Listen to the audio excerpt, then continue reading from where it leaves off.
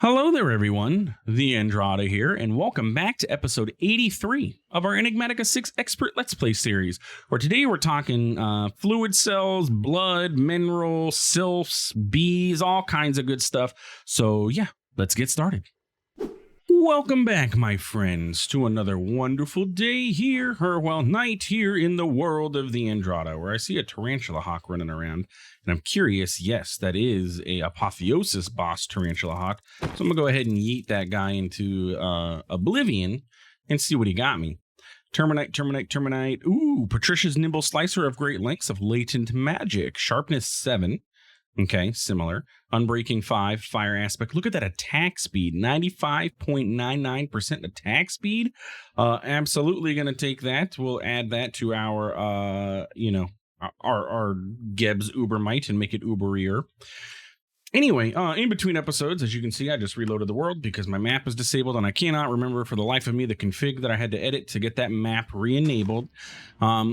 In between episodes, we worked on some things and some stuff and some items, and yeah. So let's talk about our sylph over here. So what we have over here is our sylph. It's got all its stuff added to it. You can see here we have a golden leaf with a bunch of golden leaves because I planted this occultism tree here and then didn't realize my golden leaves that I had cardboarded we're going to attach to it and then decide to spread. So we now have a bunch of golden leaves growing. We have all of our Botania flowers. We have our mushrooms. I did go ahead and throw a wither rose over here. So we have a wither rose going. Mushrooms spread, apparently. Did not know that. So my mushrooms have been spreading all over the place. So I've just been breaking them as I go. But we have a wither rose planted here. We have pumpkin. We have a chorus plant. Chorus flower, for some reason, does not get farmed. Not entirely sure why, but the plant is here. I went into the end and found ourselves shadow berries by using our handy dandy nature's compass. I was able to point it toward a shadow forest in the end, fly on over there and get myself some shadow berries and some shadow soil, which is what this is planted on. So we have that going for us. So we can now start working on getting ourselves ender chests and ender tanks. As before, I believe we have our blazing archwood. Get out of my way.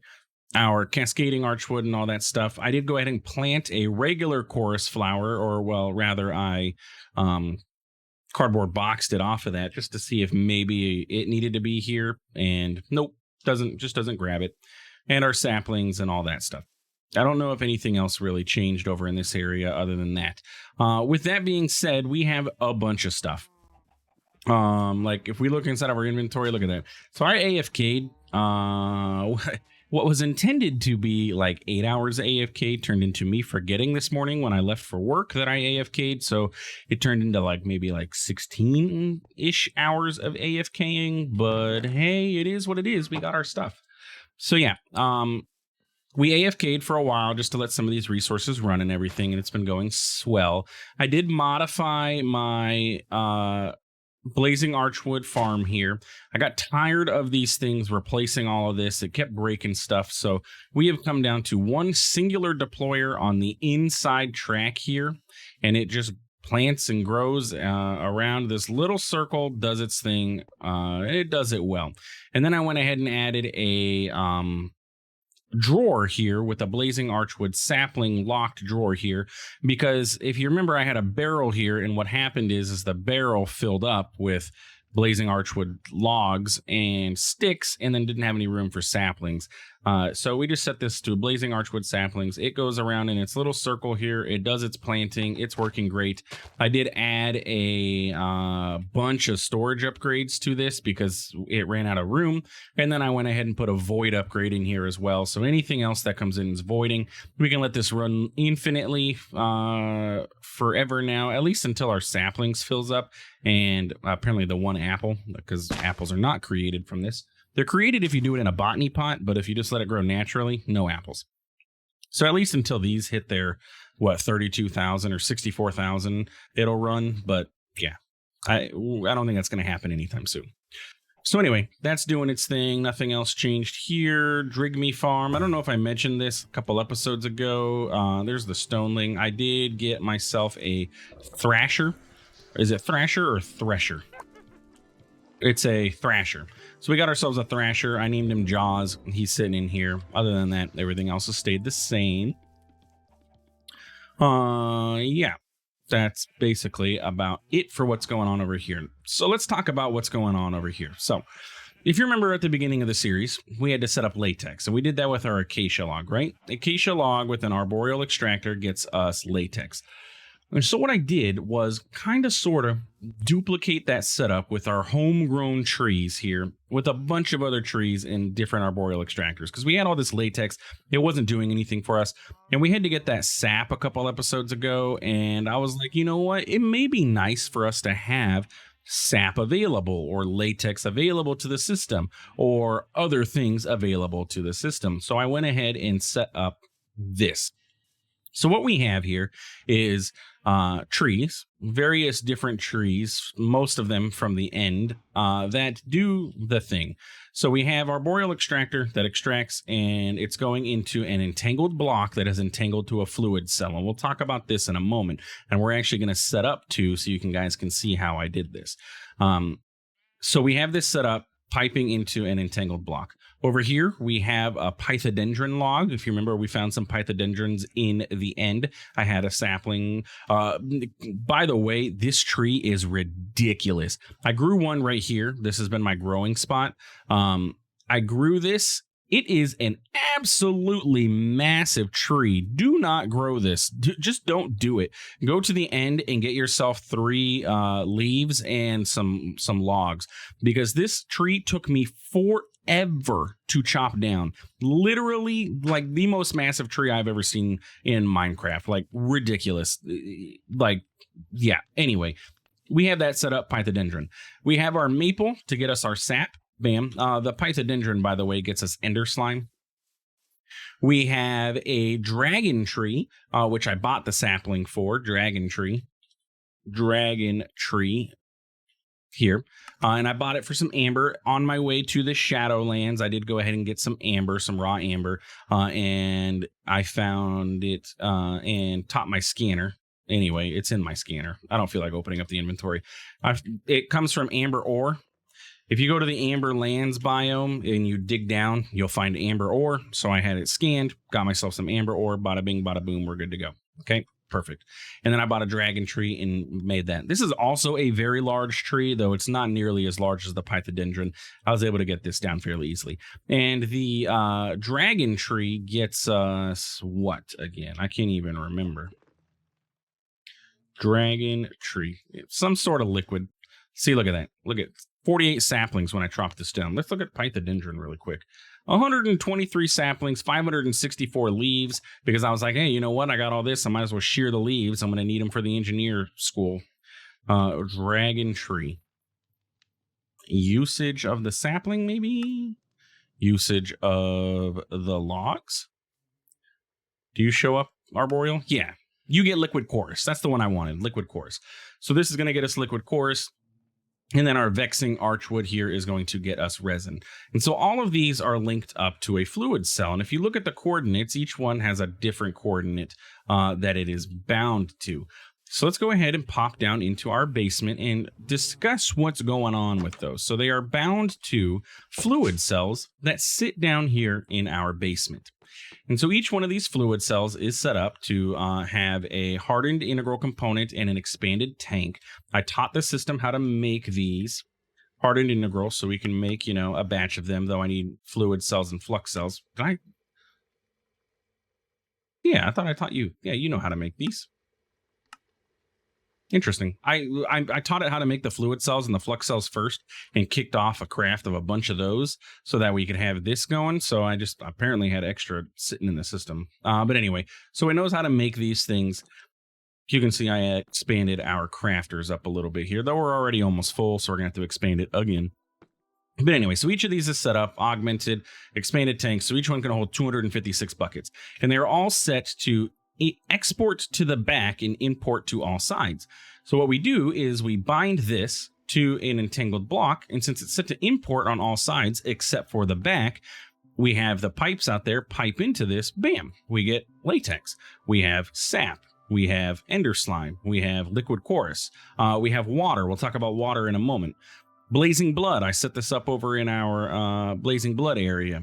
We have milk and we have resin. So if we pop back here, we can see, I think I have my milk set up over here. This is where the resin used to be. I just set my milk cow up here. It's bound to the milk block and it's importing into said block. And then on the back of each one of these, I have a external storage setup that is set to the type of fluids. If you take a look, all of these are set to fluids.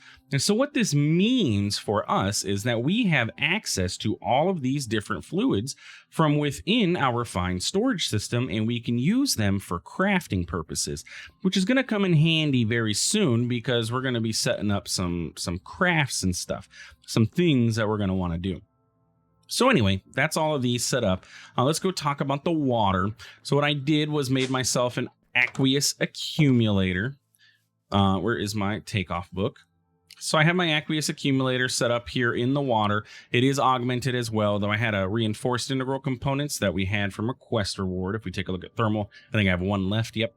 So we have that going in here, and that can now hold 48 buckets of water inside of this, but it also makes it so that it gains water faster and can, I believe, export water faster, or maybe that's dependent on the pipe. But I did go ahead and put an advanced mechanical pipe here, so that way we can pull water faster out of this, and it goes into its own fluid cell, so we have water available to our system. Eventually, we'll switch this out for a kitchen sink from cooking with blockheads, but the sink is quite expensive. It requires an everlasting spring, an aura trove, a bunch of runes, and it is a tier 2 Starlight crafting altar. However, once we get this, we can set one up. This can provide literally infinite water. It's an infinite water source block, max int, and it can pull out like, max int per side or something like that. It's a ridiculous block when it comes to water, which explains why it's gated. If we take a look in my inventory, you're going to see I no longer have an MLG YOLO water bucket because I tried an alternative method to getting this. I tried to set up a modular router here with an activator module. It was fairly cheap to make. Bam. And I was like, oh, maybe with the Infinity, I could have the modular router right click on the fluid cell and have it put the water in. Nope. As soon as I did, it converted the water bucket or the infinite water bucket over to a regular water bucket. So we have that unfortunateness that happened. So then I decided, well, forget it. I have Laugh Thrasher teeth. I'm going to go ahead and make myself a water reagent and get myself a water sigil so that I have infinite water still, because having water available to us is quite handy. So there's that. So that takes care of the water. That takes care of all the liquids. So what we're going to go ahead and do is set up a couple more trees so you can see exactly the process on how I did this. I have some entangled blocks, and I believe I have 3 more arboreal extractors. Yes, because I knew I was going to be doing this setup. So what we're going to do is go ahead and set up 2 more trees. We have the Twisted Sapling and we have a Mineral Sapling. I purchased this one for an emerald, and then we had these because we've used them for Nature's Aura. Both of these are going to get us mineral resin and blood, or well, one of each respectively, depending on which one we're going to do. So we'll do the Mineral Sapling first here. We're going to go ahead and plant this guy up, and then we'll go ahead and fertilize it. And I should have some tree fertilizer going. Bam. And there we go. We have a mineral tree. So we're going to go ahead and chop down 3 of the logs. And then we can go ahead and place those on over here. And I'm keeping a gap in between just for posterity, and so that pipes don't connect. You don't have to. You can put them on next to each other. It's really not going to matter. But yeah, for the sake of this, I'm keeping them separate. So we're going to grab 3 leaves, and it's very important to make sure that you cardboard your leaves. These leaves, since they grew off of a natural tree, have NBT data. They have special NBT data to say that they are a legitimate tree. They came from a tree, not sheared. When you silk touch them, it strips out the NBT data that is required for this to work. So you want to cardboard box them so that they act exactly as if they were straight off of that tree. And if you see, we come over here. There we go. This has resin in it, though. This is one of my arboreal extractors from downstairs, and I didn't think it would maintain its data, but it did. As you can see here, though, we have mineral. It's showing up blue, which is what we want to see. What I'm going to do, though, is go ahead and just connect up to this, because that is my resin tank there, and we can just extract all that resin out. and then break the connection, and then we'll be okay. Do I have any more regular mechanical pipes? I don't need, yeah. We don't need the advanced. We don't need 1 bucket transfer rate at a time for this. So we're just going to go ahead and use regular, because we don't need anything super fancy. But now it'll start producing resin, and we can validate that by tick accelerating it here, or we can just look here. 25 millibuckets of resin, mineral resin has been generated. So then we're going to go ahead and get our our entangled block, and we're going to set it up there, and we'll come back to it because we have some tree chopping to do. I was hoping maybe I'd be able to get one of the other mineral. You know what I'm going to do is actually, it has been brought to my attention that our sylph can operate in the same way, that we can make custom trees for our sylph. So I'm going to do the same over here. That way we can farm mineral as well, because I think it's going to be, we're going to need it. It's going to be good to have. That way we can get the mineral chunks. What I was hoping to get was like the crystallized mineral, because I know that that can, that turns into the chunks, and I was hoping maybe our sylph would be able to utilize that, but it's okay. So what we're going to do is set this up here for now, and then there. We'll come back and address this later. I'm going to chop down all of these trees and do the same and set up these pillared trees here for everything. But for the time being, we'll just leave it as that. By the way, it's also been mentioned in the comments of the last episode that we can put the glittering versions of all of the flowers down, which is the glitter, or the glowing. Is that what it's called? There's a glowing version of these where you got to use glowstone and stuff. Glimmering. There we go. If we make the glimmering version of each of these, we can plant those, and the sylph will actually farm the glimmering versions too, which is fantastic. So if I take this, we should get this. We should get some chunks, and we should get some saplings back, which is great. What I was hoping for was these things. No, not those things. If we get a log that has it's like the enriched, yes, if we get an enriched mineral log, maybe I can put one of those down, because that will pull crystallized mineral chunks. We can get those off of it. So I'm gonna maybe plant another one of these saplings and see what we can come up with. Let's go ahead and plant our twisted sapling now. Tree fertilizer, I have all of it with me. Grow that, and same thing, we'll go ahead and cardboard up some leaves. We're going to get ourselves some blood. Do we need blood? I have no idea. It costs us basically nothing to be able to set this up, though. So I'm going to just go ahead and do it. I have a feeling this arboreal extractor is going to have resin in it as well. My liquid trash can is currently being used, so I'm going to go ahead and make another one. Oh, I have some updates for the bee area, too.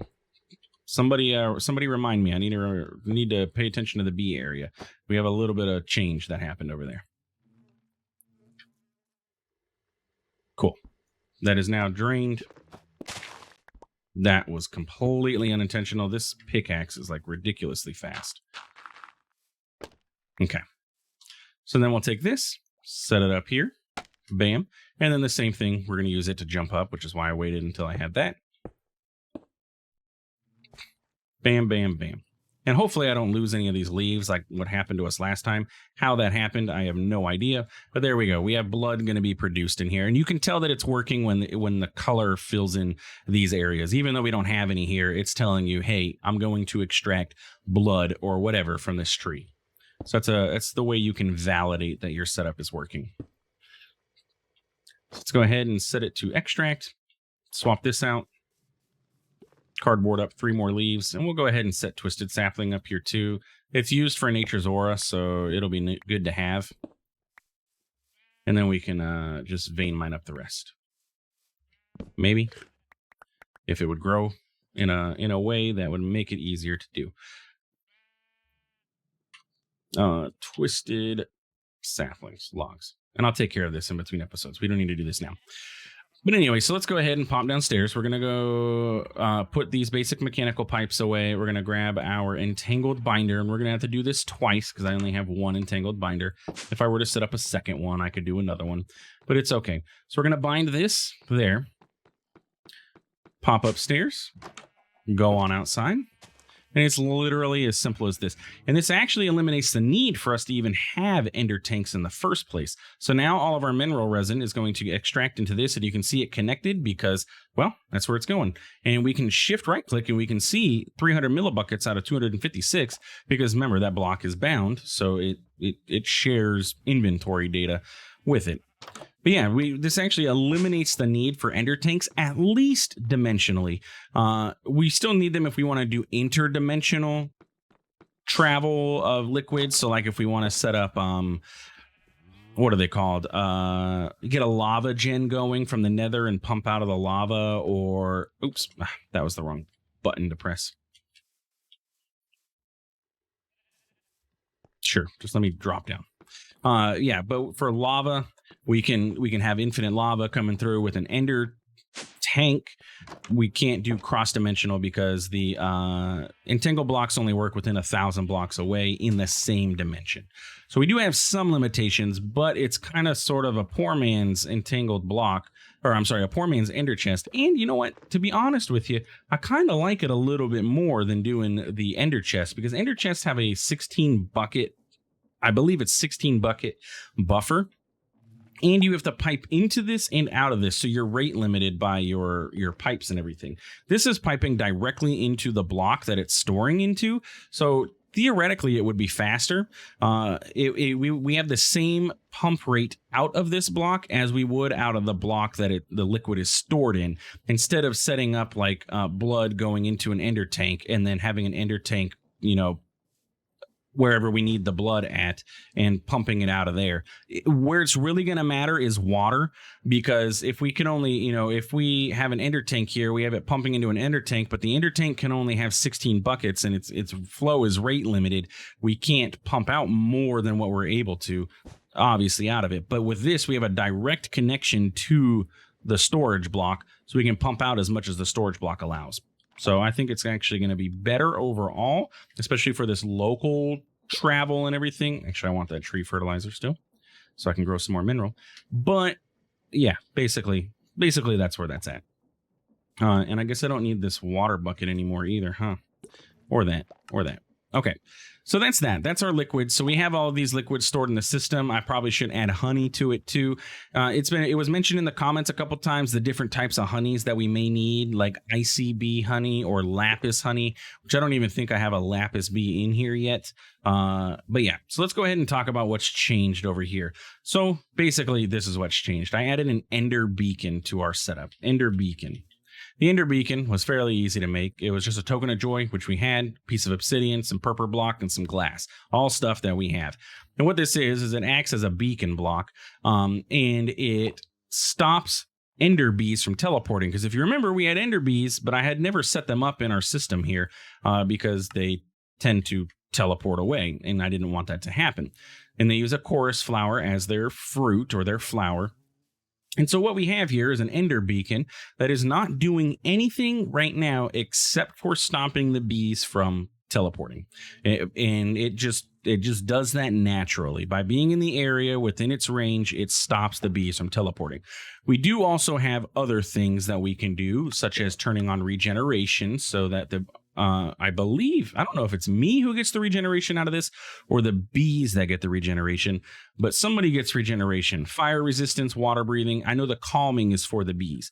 And so these effects affect the bees. So we can set calming so that bees don't attack you. It's basically like smoking the bees, water breathing, fire resistance, or regeneration. But you can see here it uses honey to do so. And so what we have is our trash can that we still had set up, getting our honey, but I went ahead and added filters or priority modules. So we have a low priority module here to say, hey, this is the lowest priority, decreases reception priority of the adjacent inventories. Lower priority means items will prefer other inventories regardless of distance. So this is set to a low priority, and this is set to a high priority, which is just the opposite. So with that being said, all of our honey will come here first if there is room for it, and then it will get voided out in the trash can. Okay. I've had a couple snafus with our beehives here. As you can see, we are quite full in all of our inventories here because, well, a couple things have happened. First off, clockwork bee. Clockwork bee honeycombs are a pain in the derriere because they require glass bottles to be present so it can make builder's tea. The builder's tea cannot be a liquid. It will not go into the liquid slot of the centrifuge. You must provide glass bottles.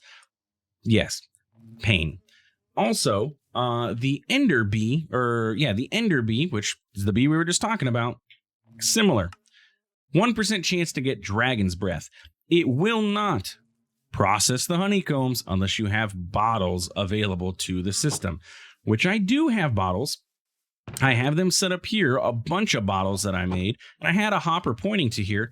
However, if you have bottles available in here, it prioritizes the bottles over the tanks, and so any of the liquid that we'd be creating, so like okay, that's interesting. Blizz honeycombs make blaze honey, whatever. The blaze honey would be getting bottled. So I probably have a bunch of different honeys. Yeah, look at that. 142 illuminating, 832 bottles of regular honey because it prioritizes the bottle slot over the inventory slot here. So it starts using all the bottles. So I can't just leave bottles in here just for the clockwork honeycombs. Oh no, I turned off clockwork honeycombs. Clockwork honeycombs do not come out. Either do ender honeycombs. Either do mana honeycombs. That's new. We haven't seen these yet. Mana honeycombs are made with a mana bee, obviously. And the mana bee was actually very simple. If we take a look at mana bee, it's a filled bee jar. It is literally iron bee dumped into a mana pool and gets us a mana bee. And if you remember, we got iron bees as a reward a while ago, so I had extra iron bees, plus I still have some bees in my safekeeping inventory there. So yeah, all of that being said, that's where we're at with our bee processing and stuff. We still have a ton of resources. Like if I look at iron, we have 3,000. That's after me using 2,500. Copper, we have plenty. Silver, I mean, we don't have like ridiculous amounts, buku amounts, but we have a decent amount. What we do have a ton of is snowballs. I need to add snowballs to our filter downstairs to our drawers. But yeah, so that's where we're at with this. I'm going to have to figure out a different solution for the clockwork honeycombs. Mana honeycombs, by the way, they don't get processed in a centrifuge at all. Their usage is literally convert a mana honeycomb over to mana steel. Otherwise, we have to use frost steel to do it, which, again, we have a frost steel bee that can do this too. It also looks like it uses a smidge less mana than the frost steel ingot. And yeah, basically, that's where we're at. And it can be converted, apparently can be turned into molten mana steel, though I see, oh wait, that's mana steel. What I want is the honeycomb. Yeah, we can compress it into a mana honeycomb block, which can turn into a block of mana steel, and that's any sort of honeycomb. That's any honeycomb. So yeah, there's not really much that uses the mana ones, but I made it so that we had it, so we're good to go with that. Cool. And then this is still doing its processing, lots of stuff. So this chest is full. This chest is still empty. So luckily we didn't back stuff on our inventory here, but still not fun. So yeah, that takes care of that.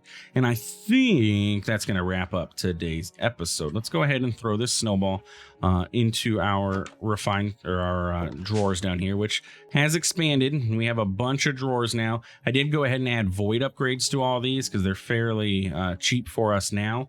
We have tons of straw available to us, which is really the limiting factor with canvas. So we have straw available. And yeah, that's where we're at. So in between episodes, I'm going to go ahead and plant the glimmering versions of all of these flowers, because why not? That way we have a bunch of them. We do have enough flowers, by the way, for us to do our potion brewing. So next episode, we're going to come back. We're going to get our potion brewing done. Let's see, I did this. And that'll get us our enchanted golden apples, which will get us our student meals, which will then allow us to move towards adding all this stuff. We can add all this to our deployers and get that cooked up. And then our landscaping materials, we have everything except for the flowers, and we have 250 leaves, so that's great. I have 500 and something dendron or whatever. So then it's just our foundation materials, which I have slowly been buying concrete. We need a total of 1,500 concrete. I think I have like 400. Yeah, so we still have a little ways to go there. Could I set up automation for this? Absolutely. Are we going to need to eventually? Yes. Do I want to deal with it now, though? No. So we're just not.